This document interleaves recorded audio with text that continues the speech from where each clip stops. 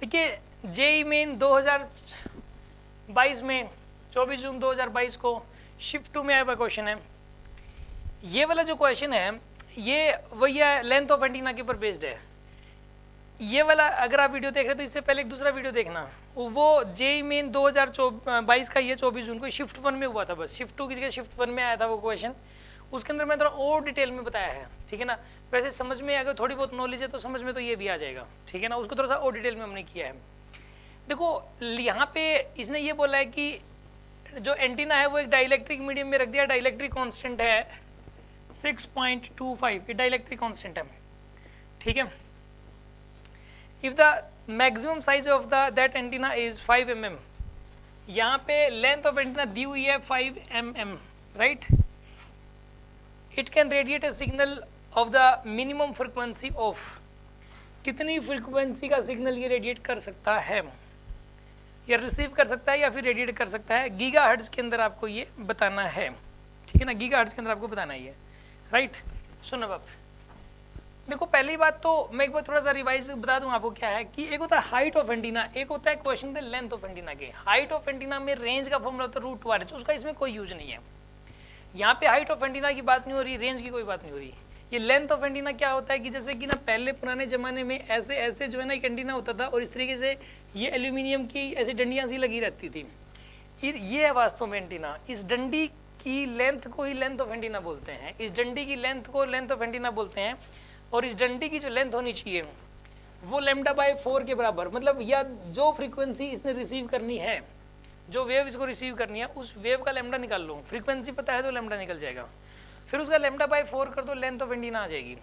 या फिर ये वाला एंटीना अगर ये भेजेगा तो भी ये λ/4 वेवलेंथ वाली वेव को भेज सकता है। इसकी जो लेंथ है यानी ज़्यादा से ज़्यादा, यानी कि λ = 4l, इसकी खुद की जितनी लेंथ है उससे 4 गुना लेंथ, 4 गुना वेवलेंथ वाली वेव को ये ट्रांसमिट कर सकता है, भेज सकता है, ठीक है। अब सुनो, इसके अंदर जो है पहली बात तो स्पीड ऑफ लाइट, इसमें वैसे तो हम यूज करते हैं 3 × 10⁸, जैसे फॉर्मूला जो लगाते हैं इसमें v = ν λ।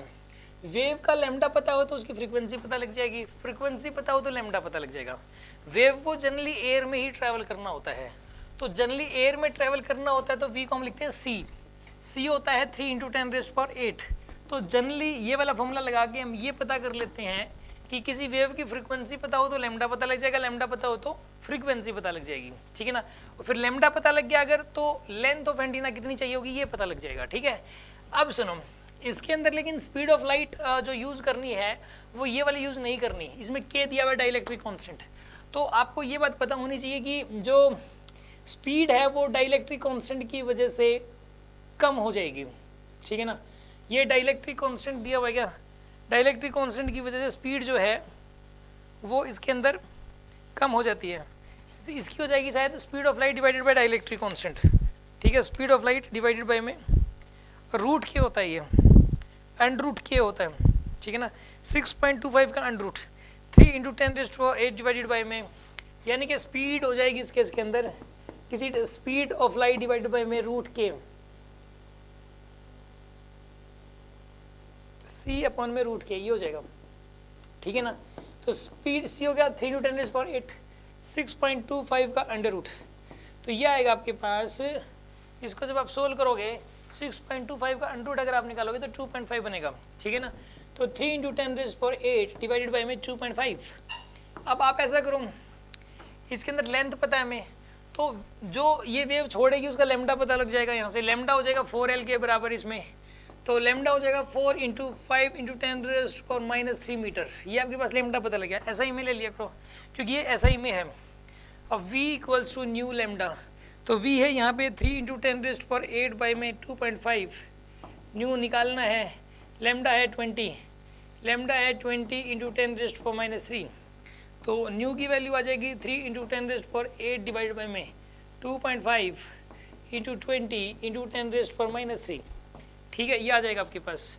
जब आप इसको सोल्व करोगे तो ये तो बन जाएगा 5, ठीक है। 3/5 इंटू ये 0 0 हो जाएगा 10⁻², इसको ऊपर 10⁻+2, 10⁻10 बन गया ये, तो 30/5 × 10⁻9।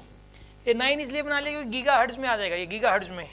तो 6 गीगाहर्ट्ज आ जाएगा, 6 gigahertz. This is the answer, answer is 6 gigahertz, यही आंसर है, ठीक है ना। ये ठीक है, लगभग यही आंसर आता है इसका, ओके।